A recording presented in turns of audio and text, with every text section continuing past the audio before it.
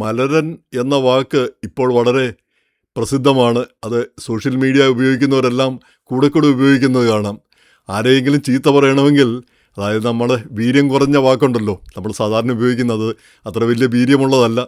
ആ നമ്മുടെ വീര്യം കുറഞ്ഞ ബലാത്സംഗം എന്നൊക്കെ പറയുന്ന പോലെ വീര്യം കുറഞ്ഞതാണ് ഈ പദപ്രയോഗം. അപ്പോൾ അതുകൊണ്ട്, പക്ഷേ അത് ഉപയോഗിച്ചാൽ സോഷ്യൽ മീഡിയ അത് വിലക്കിക്കളയും, ചിലപ്പോൾ ആ പോസ്റ്റ് തന്നെ മുക്കിക്കളയും. അതുകൊണ്ട് അതിനെ മറികടക്കാനാണ് ഈ മലരൻ എന്നൊരു വാക്ക് കണ്ടുപിടിച്ചത്. ഏതായാലും അത് കണ്ടുപിടിച്ച ആളെ ഒന്ന് സല്യൂട്ട് ചെയ്യുന്നതിൽ തിരക്കേടില്ല, നല്ലൊരു പദപ്രയോഗം. അപ്പം മലർ എന്ന് പറഞ്ഞാൽ പുഷ്പം, മലരൻ, അപ്പോൾ പുഷ്പൻ എന്നാക്കി കളയാം വേണമെങ്കിൽ, നമുക്ക് ആ രീതിയിലും കണക്കാക്കാവുന്നേ ഉള്ളൂ. അപ്പോൾ ഈ മലർ സംബന്ധിച്ച് എനിക്ക് ഒന്ന് രണ്ട് അനുഭവങ്ങളുണ്ട്. മലർ ഈ മലയാളത്തിൽ നിറഞ്ഞാടിയൊരു സിനിമയാണ് പ്രേമം. അതിലെ നായിക മലർ മിസ് നമുക്ക് സുപരിചിതയാണ്. മറ്റൊരു മലറിനെ പറ്റി ഞാൻ മുമ്പും പറഞ്ഞിട്ടുണ്ട്. അവർ ഒഹായോയിൽ ഒരു ഡോക്ടറായിരുന്നു. അമ്മയെ കൊന്ന കേസിൽ കുറേ വർഷം ജയിലിൽ കിടന്നു. അതിനുശേഷം നല്ല പെരുമാറ്റം കൊണ്ട് അവർ നേരത്തെ തന്നെ ജയിൽ വിമോചിതയായി. പിന്നീട് അവർ ന്യൂയോർക്കിൽ പഠിക്കാനായിട്ട് ഉപരിപഠനത്തിന് ചേർന്നു. അപ്പോൾ അങ്ങനെ ഇരിക്കുകയാണ്, കുറേ വർഷങ്ങൾ കഴിഞ്ഞതാണ്. അതിൻ്റെ ഇടയ്ക്ക് ഇങ്ങനെ പുതിയ ഈ അമ്മയെ കൊല്ലുന്നവർ അല്ല അപ്പനെ കൊല്ലുന്നവർ ഇതിനെപ്പറ്റി ഒരു ഫീച്ചർ തയ്യാറാക്കാനായിട്ട് നോക്കുമ്പോൾ ഈ പഴയ കാര്യങ്ങളിങ്ങനെ ഓർക്കുകയും ചെയ്തു ഞാൻ പണ്ടെഴുതിയ ഇവരുടെ പേര്. അപ്പം നോക്കുമ്പോൾ ഇവർ തലേ മാസം ആത്മഹത്യ ചെയ്തിരിക്കുന്നു. അപ്പം ഒരു കത്തെഴുതി വെച്ചിട്ട് റൂംമേറ്റിന് ഒരു കത്തെഴുതി വെച്ച് സോറിയൊക്കെ പറഞ്ഞ് ആത്മഹത്യ ചെയ്തിരിക്കുന്നു.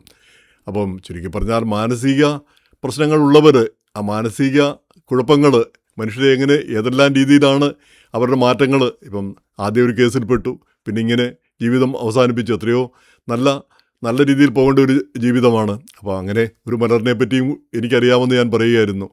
എന്തായാലും ഈ മലർ എന്നുള്ള പേരിന് അതിനോടൊപ്പം തന്നെ വേറെയും പല പേരുകളിങ്ങനെ കേൾക്കുന്നു. പൂക്കി, അത് കേൾക്കുമ്പോൾ തന്നെ ഒരു അപലക്ഷണം പിടിച്ചൊരു പേര്. പൂക്കി, മന്തി, കുഴിമന്തി, ഇങ്ങനെ കേൾക്കുന്ന അപലക്ഷണം പിടിച്ച പേരുകൾ.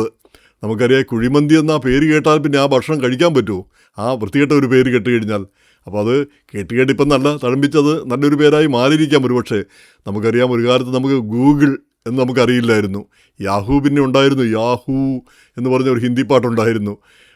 പിന്നെ റീഡിഫ് അല്ല, ഇങ്ങനെയുള്ള പല പേരുകളും പണ്ടില്ലായിരുന്നു. പിന്നെ ആ പേരുകൾ എൻവിഡിയ, ഇങ്ങനെയൊക്കെയുള്ള പേരുകൾ പിന്നെ അങ്ങ് വന്ന് നമ്മൾ ഉപയോഗിച്ചതങ്ങ് നമ്മുടെ സ്വന്തം പേരായി മാറുകയാണ് ചെയ്തത്. ഇപ്പം മമ്മൂട്ടി എന്ന പേര് അന്ന് ഞാൻ ഓർക്കുന്നുണ്ട്. ആദ്യം ഇറങ്ങുന്ന സിനിമയിൽ ഇന്ത്യൻ എക്സ്പ്രസ് ഒരു ഫണ്ണി നെയിം എന്ന് പറഞ്ഞ്, ഇന്നിപ്പോൾ നമുക്ക് ആർക്കും അതൊരു ഫണ്ണി നെയിമായിട്ട് തോന്നുന്നില്ല. നമ്മളെല്ലാം സുപരിചിതമായ, നമ്മളെല്ലാം ഉപയോഗിക്കുന്ന പേരായി മാറുന്നു. പക്ഷേ എന്നാൽ ഈ കുഴിമന്തി ഒന്നും അത്ര സുപരിചിതമായ ഒരു പേരായി മാറുന്നില്ല. എത്ര വന്നിട്ടും, ഇത്രയൊക്കെ കാലം കഴിഞ്ഞിട്ടും ആ പേരിന് ഒരു സൗന്ദര്യമില്ല എന്നുള്ളതാണ് അതിൻ്റെ സത്യമായിട്ടുള്ളൊരു കാര്യം. നമുക്ക് നമ്മുടെ സംസ്കാരത്തിന് പറ്റുന്ന ഒരു പേര് അത് കണ്ടുപിടിക്കേണ്ടതുണ്ടെന്ന് തോന്നുന്നു. അപ്പോൾ അതിൻ്റെ കൂടിയാണ് വേറൊരു നമ്മുടെ ജോസഫ് മാഷിൻ്റെ കൈവെട്ടിയിട്ട് 2019 നടന്നത്. ഇപ്പം ജൂലൈയിലാണ് നടന്നത്. അപ്പോൾ അത് കഴിഞ്ഞിട്ട് ഇപ്പം 16 വർഷമായി. അദ്ദേഹം ഈയിടയ്ക്ക് അമേരിക്കയിൽ വരികയും ചെയ്തു. അപ്പോൾ അതിൽ അദ്ദേഹത്തിൻ്റെ ആ ക്വസ്റ്റ്യൻ പേപ്പറിനെ പറ്റിയാണ് ഇന്നിപ്പം നമ്മൾ കൈവെട്ടിയതും ആ സംഭവങ്ങളും അതിനെ തുടർന്നുണ്ടായ ദുരന്തങ്ങളും അദ്ദേഹത്തിൻ്റെ ജീവിതത്തിലുണ്ടായ ദുരന്തങ്ങളും കേരളത്തിലുണ്ടായ മാറ്റങ്ങളും നമുക്കറിയാം. കേരളം കൈവെട്ടിന് മുമ്പും കൈവെട്ടിന് ശേഷവും കേരളത്തെ വർഗീയവൽക്കരിച്ച ഏറ്റവും വലിയ സംഭവമായിരുന്നു അത്. ഏറ്റവും അധികം വർഗീയവൽക്കരിച്ച ഒരു സംഭവം. നമ്മളാരും അറിയാതെ നമ്മളൊക്കെ വർഗീയവാദികളായി മാറിയ ഒരു സംഭവം. ഈ ആളുകൾ ഓരോരുത്തരും നിയമം കയ്യിലെടുക്കാൻ തുടങ്ങിയാൽ പിന്നെ എന്തു ചെയ്യും? ഈ നിയമവാഴ്ചയും കോടതിയൊന്നും വേണ്ട. ഓരോരുത്തർക്കും അവനവൻ്റെ സൗകര്യത്തിന് നമ്മുടെ കിതാബിൽ പറഞ്ഞിട്ടുണ്ട്, മറ്റവൻ്റെ തല പോയി വെട്ടിക്കൂ എന്ന് പറഞ്ഞാൽ ആ കിതാബ് വെച്ച് തല വെട്ടുന്ന ഒരവസ്ഥ, അല്ലെ കൈവെട്ടുന്ന കാൽ വെട്ടുന്ന ഒരവസ്ഥ നമ്മളത് കണ്ടു, ആ ലോലെസ്നെസ്. അപ്പോൾ അതിനെതിരെയുള്ള ഒരു പ്രതിഷേധം.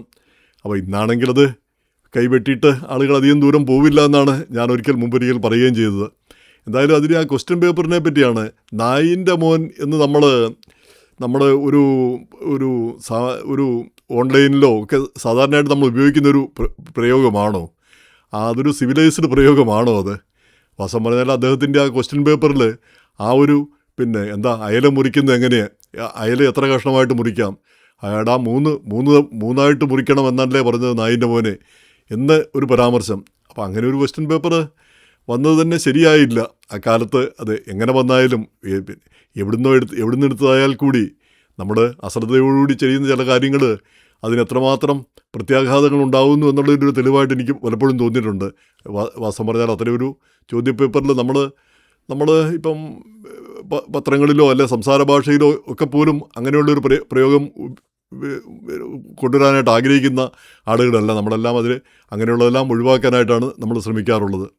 എന്തായാലും അത് കഴിഞ്ഞ ഒരു കാര്യം, പിന്നെ നമ്മുടെ സമൂഹത്തിലൊരു വലിയ മാറ്റം ഉണ്ടാക്കിയ കാര്യം.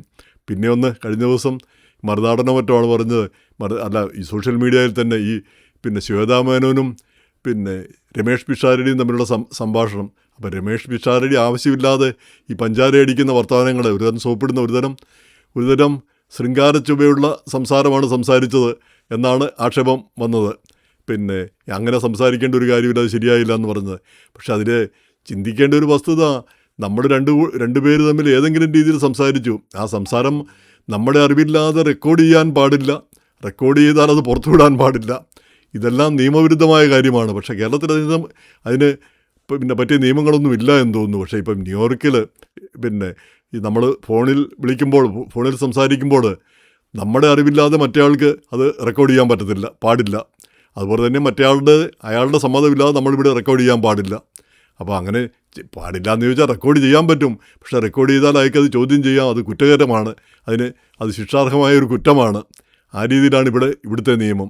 അപ്പോൾ അത് പുറത്തുവിടുകയോ കൂടി ചെയ്തു കഴിഞ്ഞാൽ അതും കുറ്റകൃത്യമായിട്ട് മാറുന്നു. അപ്പം ഇന്ത്യയിലൊന്നും പിന്നെ അങ്ങനത്തെ നിയമങ്ങളില്ലാന്ന് തോന്നുന്നു. ഇങ്ങനെയുള്ള പുതിയ കാര്യങ്ങളൊക്കെ വരുന്നത് കൊണ്ടായിരിക്കാം ഒരുപക്ഷെ ഇതൊക്കെ പുതിയ നിയമങ്ങളിൽ വരേണ്ട കാര്യങ്ങളാണ്.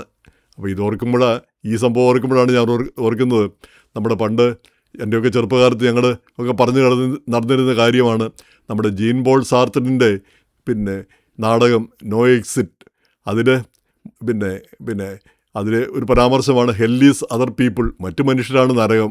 നരകമെന്ന് പറഞ്ഞാൽ മറ്റു മനുഷ്യർ. അതായത് അതിൻ്റെ കഥ മിക്കവർക്കും അറിയാവുന്ന കരുതുന്നു. 3 പേര് നരകത്തിൽ ചെല്ലുന്നു. അവരൊരു റൂമിൽ അവർ 3 പേരെയും പാർപ്പിച്ചിരിക്കുന്നു. ചെല്ലുമ്പോഴെന്താണ് അവിടെ അവർ അന്വേഷിക്കുന്നത്? ഈ ആളുകളെ ഉപദ്രവിക്കുന്ന ടോർച്ചറിങ്, അവരെയൊക്കെ പീഡിപ്പിക്കുന്ന ഉപകരണങ്ങൾ, അതൊന്നും കാണുന്നില്ല. പക്ഷേ ഇവർ ഈ മുറിയിൽ കിടക്കാൻ തുടങ്ങി ക്രമേണ ഇവർ പരസ്പരം ദ്രോഹിക്കാനും ഉപദ്രവിക്കാനും തുടങ്ങുന്നു. അപ്പോഴാണ് അതിലൊരു കഥാപാത്രം പറയുന്നത് ഹെൽ ഈസ് അതർ പീപ്പിൾ, മറ്റു മനുഷ്യരാണ് നരകം. അപ്പോൾ അതിന് പ്രത്യേകിച്ച് വേറെ ഒന്നും വേണ്ട. അത് പിന്നെ വേറെയും അർത്ഥങ്ങളൊക്കെ അതിനുണ്ടെന്നാണ് പറയുന്നത്. എന്തായാലും അത് ഒന്ന് വായിച്ചു നോക്കുന്നത് തരക്കേടില്ല. എന്തായാലും ഇങ്ങനെയുള്ള പുതിയ വാക്കുകൾ പിന്നെ നമ്മുടെ നിഘണ്ടുവിൽ വരുന്നു, നമ്മുടെ ഭാഷയിൽ വരുന്നു. അത് തെറ്റില്ല, നല്ല വാക്കുകൾ വരട്ടെ. ഇപ്പം മലരൻ വലിയ തരക്കേടില്ല കേട്ടോ. ഇതൊക്കെ പറഞ്ഞാലും ഈ ഒരാളെ ചീത്ത പറയണ ആ മലരൻ അത് പറഞ്ഞു, കുഴപ്പമില്ല. അത് പറയുന്നതിനൊരു സൗന്ദര്യമുണ്ട്. നമ്മുടെ ദേഷ്യം അതിൽ പ്രതിഫലിപ്പിക്കുകയും ചെയ്യാം. സാധാരണ പറയുന്നതിനേക്കാൾ കുറച്ച് മെച്ചം.